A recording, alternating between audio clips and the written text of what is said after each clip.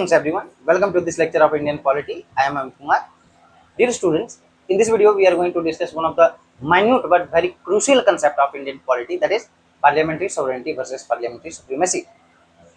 Generally students have confusion, and due to confusion they make mistakes. They use both these terms interchangeably. So watch this video till end and your concept will be crystal clear. Now let's begin. So when someone asks you what is parliamentary sovereignty, then you should simply say that where parliament enjoy absolute, unlimited, unrestricted, unfettered powers. Example, Britain. In Britain there is parliamentary sovereignty. Parliament can make any law, it can repeal any law, it can amend the constitution, even the basic feature or basic structures of the constitution. That is the simple meaning of parliamentary sovereignty. Now parliamentary supremacy. So in any country where there is written constitution generally restricts the power of organs of state. And in any country, for example like India or USA, which has parliamentary supremacy, not parliamentary sovereignty. Why? Already I have told you that it has, for example, India has written constitution, and where there is written constitution, it is the supreme law of that land. And constitution restricts the power of whether it is legislature, executive or judiciary. Though parliament is supreme legislative body, means it has power to make law, but it cannot make any law, it cannot pass any law, it cannot repeal any law, or it cannot amend the constitution in its own way. And there are basic features which are untouched. They cannot be touched by the parliament, they cannot be amended in any situation. That is the simple meaning of parliamentary supremacy. Example already told you, India, USA, and reason is the written constitution. Now let's see the definition of both these concepts, their characteristics, examples, and at last we will discuss two questions from this topic. Let's begin. So first is parliamentary sovereignty.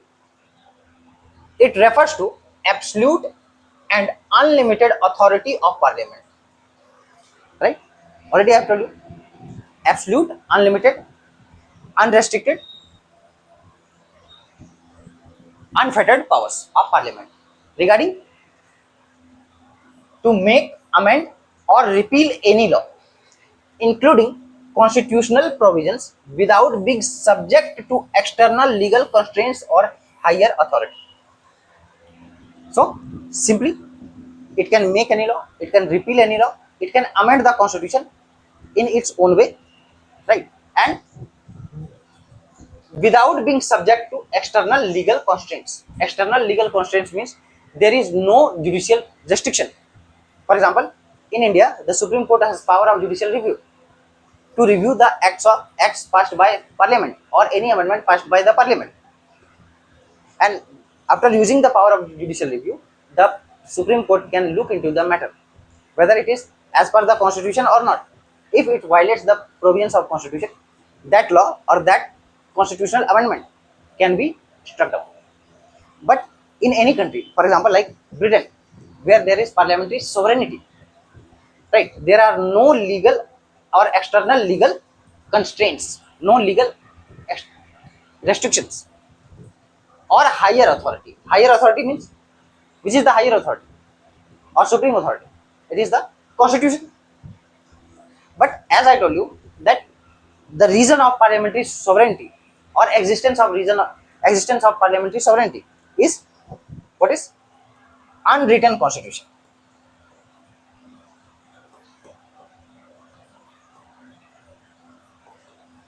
As Britain has unwritten constitution, it gives, means the parliament enjoys absolute power, and that makes the judiciary comparatively very weaker. And the Supreme Court of Britain is considered to be one of the weakest Supreme Court in the world. Why? Because it cannot review the acts of parliament. It can only review the implementation of acts. And that's why the procedure followed is procedure established by law, not due process of law.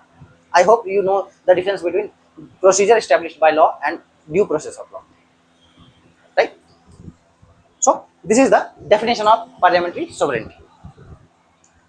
Next, characteristics. Absolute power of parliament. Already I have told you, absolute means what? Unlimited, unrestricted, unfettered powers. It can do anything. The very famous statement of A.V. Dicey, who has said that the British Parliament can do anything except converting a man into woman or vice versa. Right? So it has absolute power. Second, no external oversight. Already I have told you that judiciary does not have power of judicial review to review the acts, laws, or constitutional amendments passed by the parliament. Rooted in constitutional constituent power. Constituent power, already I have told you what? Because of unwritten power, unwritten constitution. As there is no written constitution, there is no limit or no restriction on the powers of parliament. It has authority to make any law. It has authority to repeal any law. And lastly, historical context. Historical context means over the years, right? For last 4-5 centuries, the practice is going on, right? Though there are certain laws, certain acts, certain regulation, conventions, but there is no single document that can be called as constitution in Britain, right? Role of judiciary. Already I have told you that courts cannot strike down laws or amendments as unconstitutional, right? They don't have power to review the laws passed by the parliament. Only they can check the legality of the act, whether the law implemented, right, is as per the provisions passed by the parliament or not, right? And the procedure, already I have told you, that is followed is procedure established by law, not due process of law.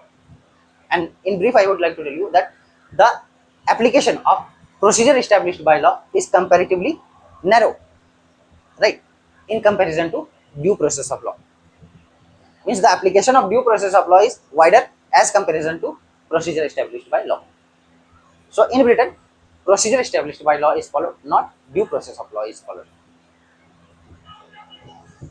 Example, already I have told you, UK, right? And in modern democratic countries, most of the democratic countries have written constitution, except this country, UK. Again, parliament can change any part including basic features. When it has absolute power, it can do anything. It can make any law. It can change any part of the constitution. It can declare any part of the constitution, or it can remove any part of the constitution, right? And including basic features. See, do not have confusion. Standard books, even international writers have used these terms instead of basic structure. So you can use both these terms interchangeably. Both the meaning of basic features or basic structure is same. So you can use this term basic feature or basic structure, right? Both are correct. Now, second aspect, that is parliamentary supremacy.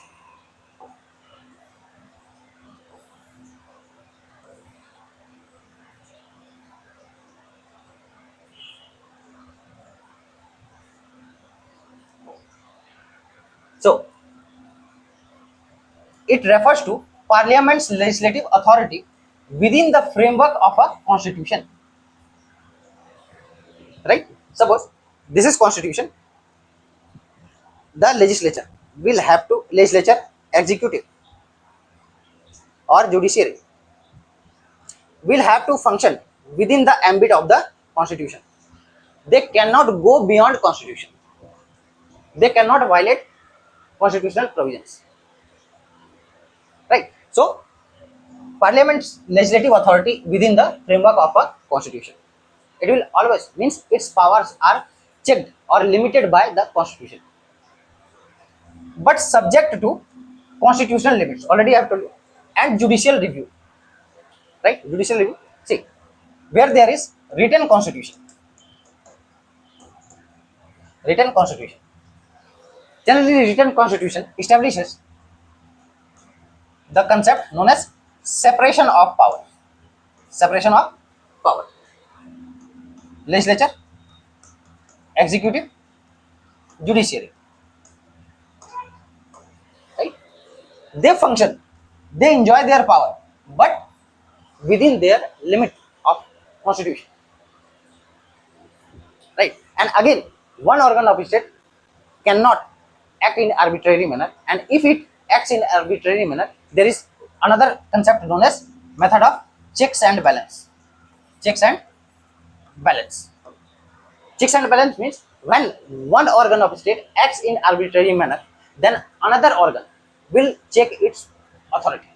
For example, if legislature has passed a law, right, it has power to make any law, but within the framework of constitution. If it has surpassed that framework or crossed the provision or violated the provision, right, there is judiciary to review the law by using the power judicial review. Right? By using the power judicial review, it will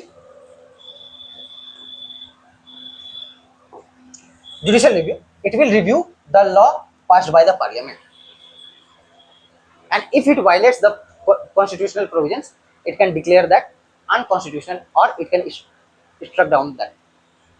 Right? It acknowledges parliament as the primary law making body. Yes, no doubt, parliament is the primary law making body.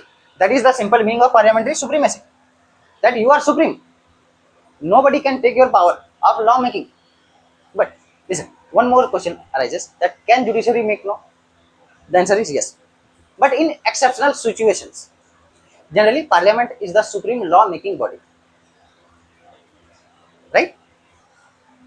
And the function of judiciary is to deliver justice, to review the law passed by the parliament. So, primary law making body, but does not grant it absolute unchecked power. Right? There are limited power. They have to function. Means parliament has to function within the framework of the constitution. Now, characteristics. Constitutional constraints means constitutional restrictions, constitutional limitations. Right? There is constitution. And what is constitution? It is the supreme law of land. And one more thing I would like to tell you, that in any country where there is written constitution, there is parliamentary supremacy, not parliamentary sovereignty. For example, in India, we have written constitution.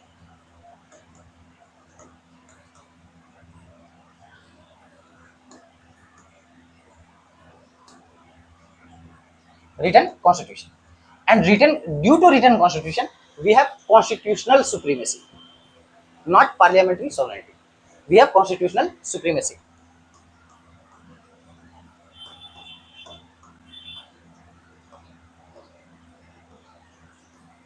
Right? Constitution is supreme. And one more question that arises, that from where does the constitution derives its power?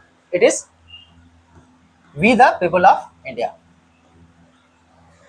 Right? People. And that's why as constitution derives its power from people, that's why in India we have people or popular sovereignty. Right? What is it? Popular sovereignty.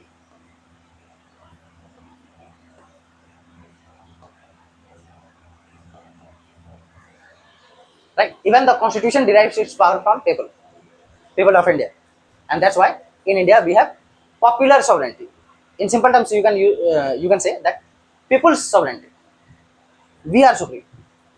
Right? We can elect anyone, we can remove anyone.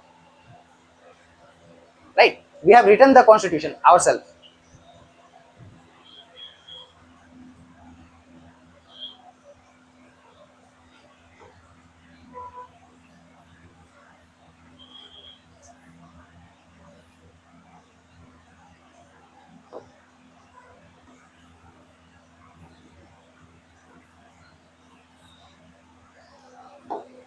Right?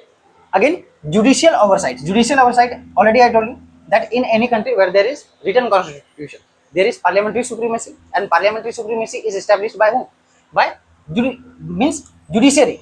It has power to review any law if passed by parliament, right? And you must be knowing that the doctrine of basic structure or basic feature, you can use both these terms interchangeably, already I have told you. So doctrine of basic structure was propounded only because of the doctrine of judicial review, and judicial review is nothing but one of the powerful tool in the hands of judiciary to check the arbitrary action of legislature. Otherwise the legislature will rewrite the constitution again in the name of amendment, and it has been tried several times by the ruling parties, right, during 70 years, right? But that is different thing, no need to talk here. Next, limited by higher law. Higher law, already, what is the higher law? It is the constitution. It is known as the supreme law of land. Simple. And that limits the power of not only legislature but also executive and judiciary. All these three organs derive their power from judiciary. But here we are discussing in the context of legislature. So the power of legislature is limited or restricted by the constitution. Contextual application. Contextual application, already I have told you that there are certain contexts in which the parliament is supreme. For example, its law making function, right? Within its law making framework, it is supreme. That is called contextual application.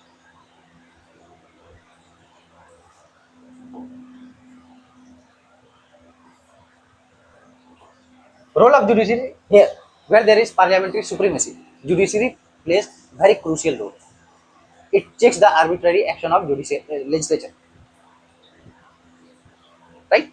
By using the power of judicial review, it can strike down any law, any constitutional amendment, if it violates the provisions of constitution. So court can review and strike down law that violates the constitution. Obviously, like several provisions has been struck down till date, right? For example, appointment, the question related with or the amendment related with appointment of judges was struck down, right? And this was why this was struck down, because independence of judiciary is one of the basic feature of Indian constitution, and judiciary, since the Supreme Court upheld that intervention of executive in the appointment procedure of judiciary will compromise the independence of judiciary, and that's why that amendment was struck down. Example, India, USA, right? And mostly the modern democratic countries have written constitution, and where there is written constitution there is parliamentary supremacy, right? UK is an exception where there is absence of written constitution, that's why there is parliamentary sovereignty. Lastly, parliament cannot alter basic features, right? Already I have told you basic feature or basic structure, right? Basic feature or basic structure, both are same. So parliament cannot alter basic structure, already I have told you. For example, free and fair election, independence of judiciary, democracy, secularism, parliamentary system of government, all these are basic features of Indian constitution or basic structure of Indian constitution. They cannot be altered or amended in any situation by the parliament. Now let's see some questions related with this topic. Here there are two questions. You should try to write the answers. These are very good questions, right? Let's see the first question. It says the Indian parliament is supreme, right? We have already discussed, but not sovereign. Why not sovereign? Because of written constitution. Critically examine this statement in the light of judicial limitations imposed by the doctrine of basic structure. Very good question. You should try to write this. How this doctrine of basic structure limits the power of Parliament. Right? Second question, distinguish between parliamentary sovereignty and parliamentary supremacy. We have already discussed what is difference between parliamentary sovereignty and parliamentary supremacy. We have seen the definition, characteristics, all that. How does Indian Constitution reconcile the concept of a sovereign parliament with the doctrine of constitutional supremacy? In 250 words. So you can try this question. Try to write the answer of these two questions. Your concept will be more clear. Right? In this video lecture, we have discussed very minute but very crucial concept of Indian polity, that is parliamentary sovereignty and parliamentary supremacy. I hope your concept is clear now. We will meet in another interesting video. Thank you for watching.